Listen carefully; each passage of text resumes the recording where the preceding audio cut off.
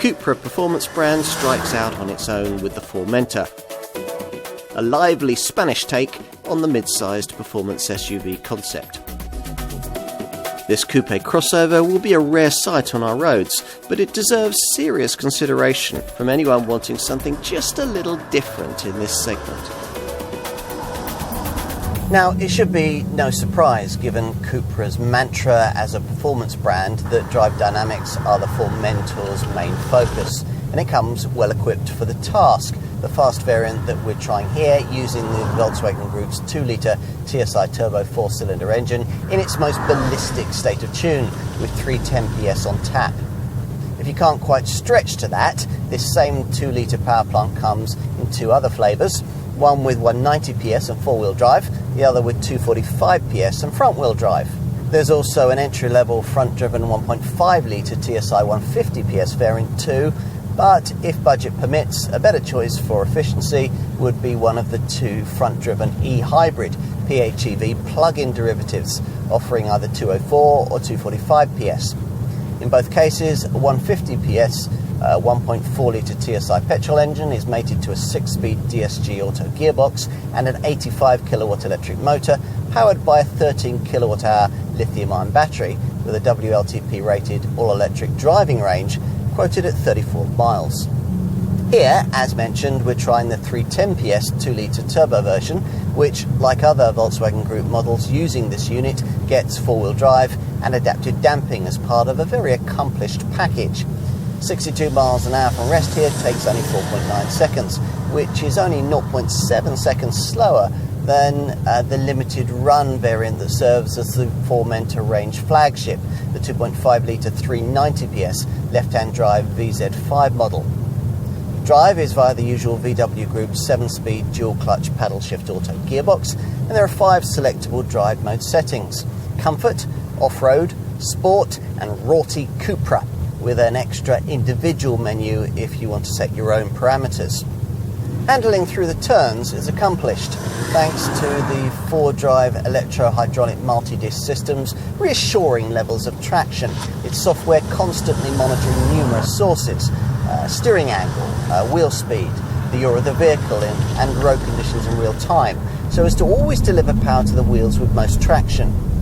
As for efficiency, well, this 310 PS variant has a combined cycle fuel reading of up to 33.2 miles to the gallon, with an emissions figure of up to 193 grams per kilometre of CO2. Designer Alejandro Mecenaro Romanos has clearly relished being given a clean sheet from which to create Cupra's first standalone model. The long bonnet is suggestive of the need to house some huge throbbing engine, and there's certainly plenty of front-end overtaking presence, all angular creases and a barely concealed dose of overtaking aggression.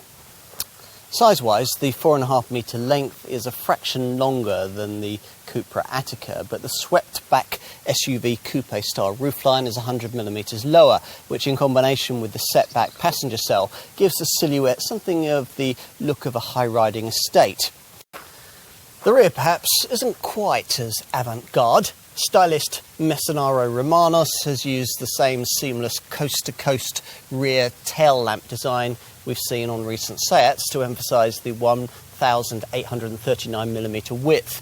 With so much going on outside, it would be a pity if, as with the Cupra Ateca, all that had been done with the cabin was to lift in a Seat interior embellished with a few brown badges and copper-coloured touches.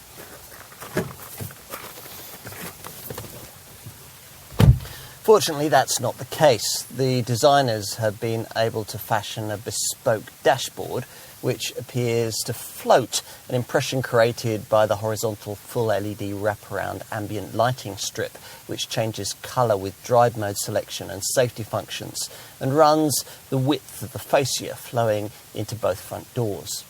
You sit quite low for a crossover on brilliantly supportive seats that above entry-level trim will be upholstered in Napa leather and which feature copper-coloured embellishment, the same kind of thing that you'll also find on these prominent centre vents, as well as on the door cards and the steering wheel. The grippy leather-stitched wheel is a bespoke Cupra item, which on plusher models, in a nod to Alfa Romeo, has two circular buttons hanging from its centre spokes, the left one for drive modes and the right one for start-stop.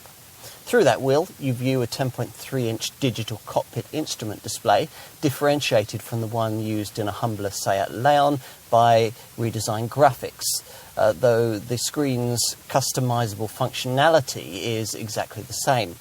Anything you can't find here, and much that you can, will feature on this big 12-inch infotainment touchscreen, which forms the centrepiece of the dashboard.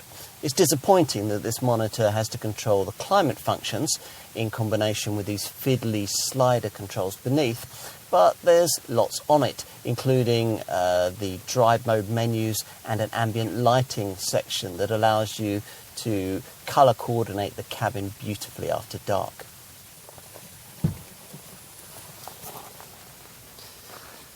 Let's take a seat in the back.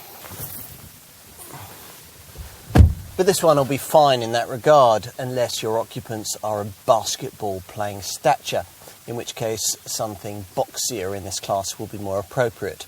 It is a bit disappointing, though, that the height of this centre transmission tunnel makes it so difficult for middle seat passengers to be comfortably accommodated. Two people should be quite happy, though, and they'll benefit from this fold-down centre armrest with its twin cup holders. Let's finish this segment by taking a look in the boot. The powered tailgate, standard above base level trim, rises to reveal quite a high lip, but a square, usefully sized space, the capacity of which varies depending on powertrain selection. It's just 345 litres with the PHEV e-hybrid variant due to battery placement beneath the floor. But this more conventional VZ model ups that to 420 litres, a figure that rises to 450 litres with the base 1.5 TSI variant, which has a more compact rear axle. Even that, though, is still 35 litres down on what you'd get in a shorter Cupra Ateca. Thank the Formentor's swept-back roofline for that. If you need more room, you can use these useful sidewall catches to push forward the conventional 60/40 split rear bench, which frees up this much larger 1,445 litre load area. It's more, 1,475 litres on the 1.5 litre model, and less, 1,370 litres on the PHEVs. In both cases, though, the space revealed isn't quite flat, as the seat backs merely flop onto their bases. Cupra has tried to do something quite difficult here, namely take a lot of existing mechanicals and create something genuinely interesting and different from them, a particularly hard job in a market already awash with crossover clones. But with this Formentor, they very nearly managed it. After all, the Formentor is potentially fast, as well as being practical and interesting to look at. And for the time being anyway, you might even think it to be a touch exotic. Whether you actually get what's been promised here, essentially a Porsche Macan, a BMW X4 or a Mercedes GLC Coupe distilled down into something more affordable, is a judgment you might actually rather enjoy making. We're not quite convinced, but we have seen enough to feel hopeful about the Cupra brand's future. Can there really be Latin spirit in everyone? If the marque can deliver that, there's a place for it in the market.